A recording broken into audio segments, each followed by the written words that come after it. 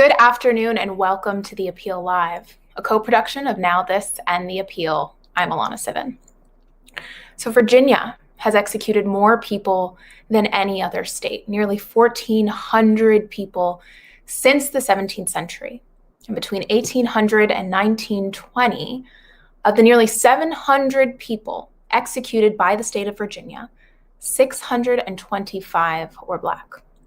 But now momentum is building across the country to end the death penalty, to end capital punishment. And that momentum is taking hold in Virginia, where a group of the state elected prosecutors are calling on the state legislature to end the death penalty altogether.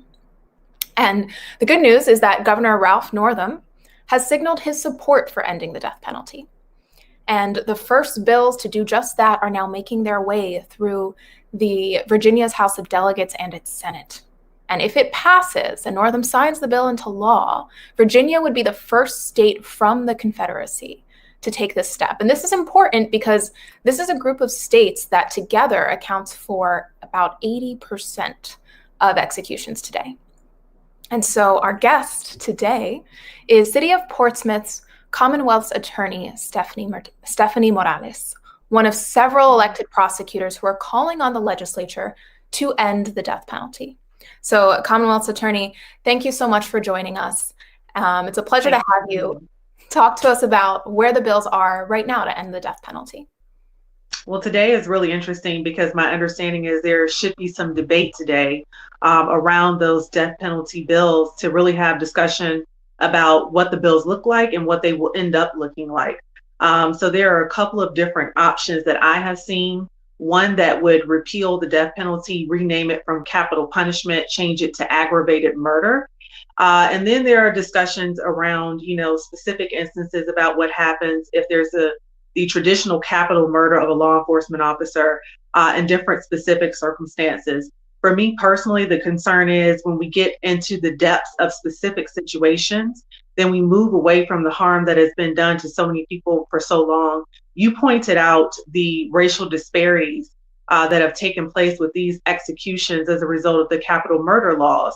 And what I really hope is that our legislators will not get tied down into very specific instances and stop that from doing the work that we so desperately need, and which experts around the country have indicated is a move that we need to make to be a humane society that is not just focused on solely killing people, incarcerating people, but actually doing things that make sense if we want to have a safe society. So you've talked a little bit about sort of the difference between the types of proposals to end the death penalty that are moving forward, that are being discussed. But we know that Democrats control the state Senate, the House of Delegates, and the governor's mansion, and can, in theory, pass the right bill without Republican support. But we see, just as you've said, that some Republicans in the Virginia Senate are working to undermine the bill, with one senator introducing that substitute bill that would permit the death penalty for people who kill police officers or who commit multiple homicides. Can you talk to us a little bit about who is opposing this vote, who's trying to undermine it, and will they succeed?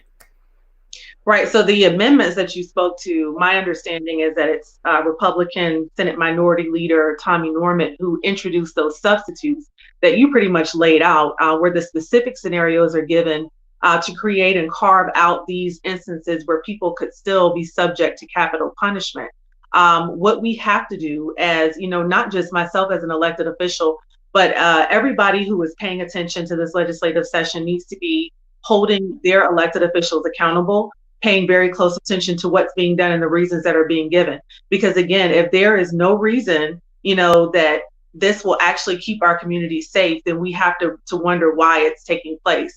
If there were to be an aggravated murder, what would happen in those instances where we would traditionally have capital punishment, the person would be subject to life, and there would not be that option for capital punishment. But as we have seen, there is no, indication that this makes our society safer. And again, there is a desperate impact on Black people and communities of color. So that is the one example of the very clear indication that an individual has stepped in to add a substitute. But as far as everyone else, I would just say there's so much movement. It really is an opportunity with a lot of the virtual component with the COVID-19 crisis that people can pay a little more attention than they typically could, where you would have had to have been in Richmond and don't have that opportunity to pay attention. So I won't get too bogged down into who's doing what. I will just say that it's very important for all of us who are advocating that we don't get tied down into specific scenarios and allow that to move us away from the facts and the reality that we know, which is that having capital punishment harms our communities, is costly, and it is a disproportionate impact on Black communities. So we've also seen sort of the harm that the death penalty has caused, particularly in the past few months. We saw just on January 15th when Corey Johnson, who was from Virginia, was executed by the federal government. So I'm curious to hear from you whether Trump's killing spree during his last few weeks of office, did that impact how voters and lawmakers feel about ending the death penalty? Right. I can only speak, for myself in terms of how people are feeling.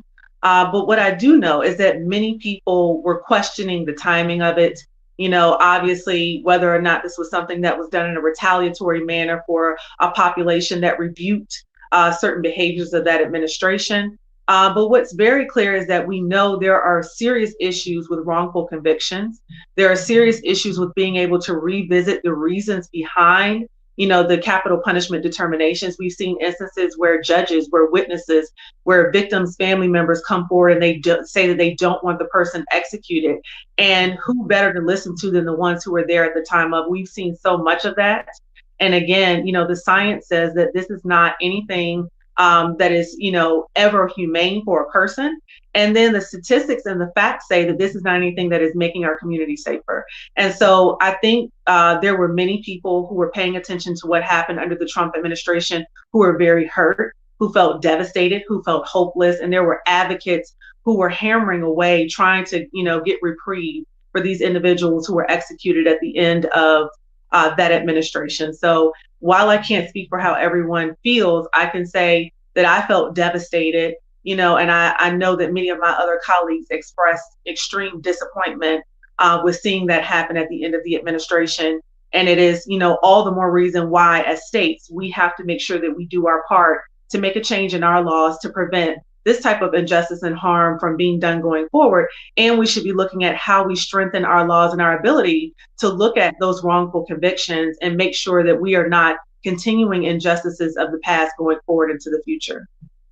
You spoke a little bit earlier about the harm of capital punishment. And it makes me think about sort of the reasoning that is coming from the opposition here, saying like, yes, we don't want capital punishment either, but maybe just for a few crimes. Can you talk to us a little bit about what your take is on that sort of reasoning?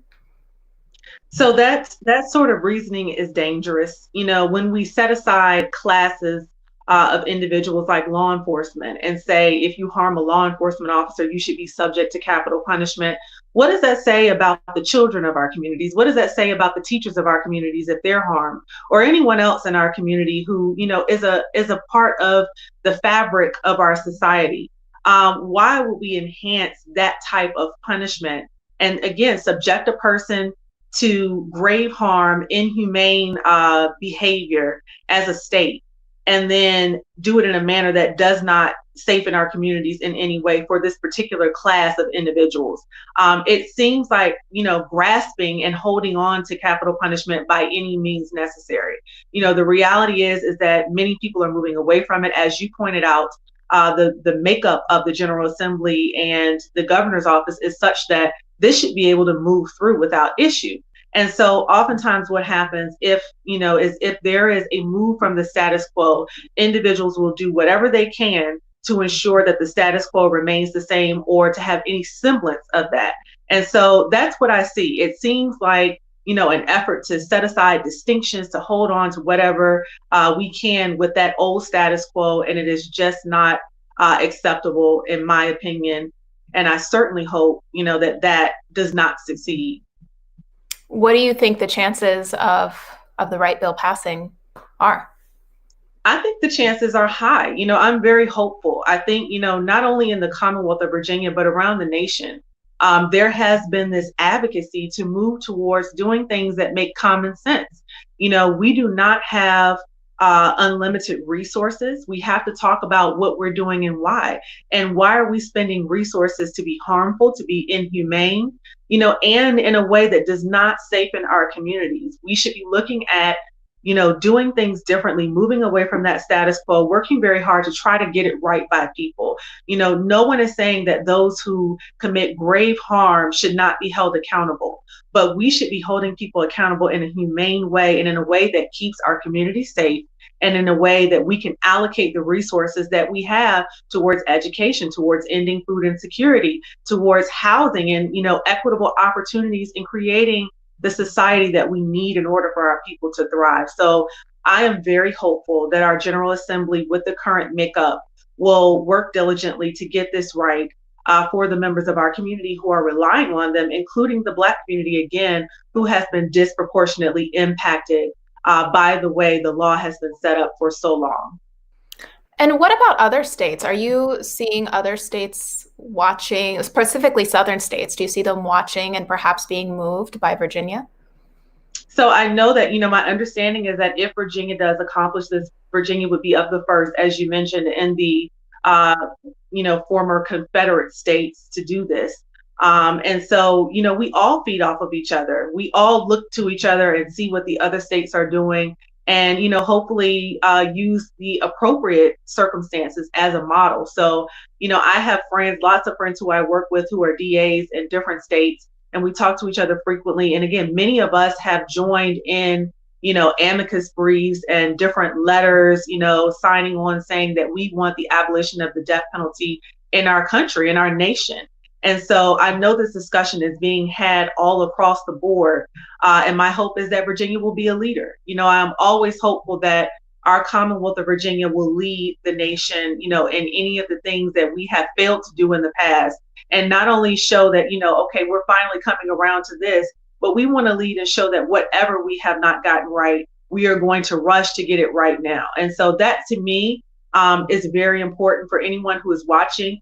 Not necessarily that we're the first at everything, but that we are the first to correct every injustice that we have had in the past, and that we move at warp speed to try to, correct all those wrongs going forward and to engage in true restorative justice.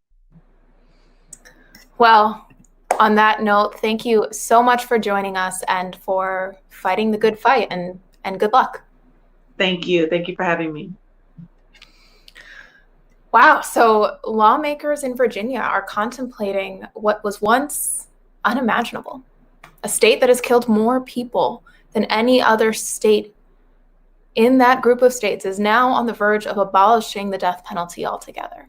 This is huge, and it is a rapidly developing story that we will be sure to return to when more information emerges. But that's all the time we have for today. Thanks so much for joining us on The Appeal Live. I'm Alana Sivan. Follow The Appeal News on Facebook and The Appeal on Twitter for the latest news.